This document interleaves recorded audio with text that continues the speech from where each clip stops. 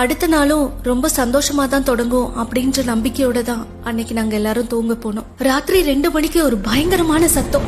என்னன்னு எழுந்து கண்ணு திறந்து பார்க்கும்போது எங்க வீடை சுத்தி தண்ணி சூழ்ந்திருந்தது.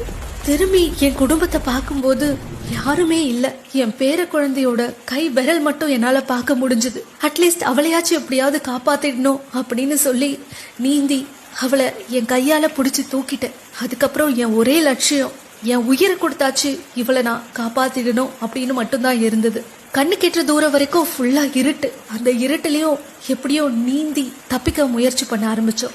நாங்க போயிட்டு இருக்கும்போது ஒரு 2 மாடி கட்டிடம் இடிஞ்சு தரமட்டமா உள்ள போய்கிட்டு இருக்கு. நாங்க தப்பிச்சு ஓடி ஒரு காட்டுக்குள்ள போயிட்டோம்.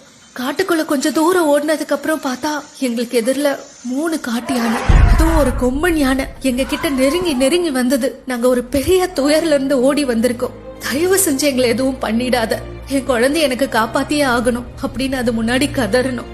அந்த யானைக்கு என்ன தோணுச்சுன்னு எனக்கு தெரியல. அது கண்ணீர் விட தொடங்குச்சு. அதுக்கப்புறமா ஓடுறதுக்கு சக்தி இல்லாம நாங்க அங்கேயே மயங்கிட்டோம். காலையில சூரிய வெளிச்சம் வரும்போதுதான் நாங்க கண்ணை திறந்து பாக்குறோம். அந்த 3 யானையும் எங்களுக்கு காவலா அதே இடத்துல இருந்தது.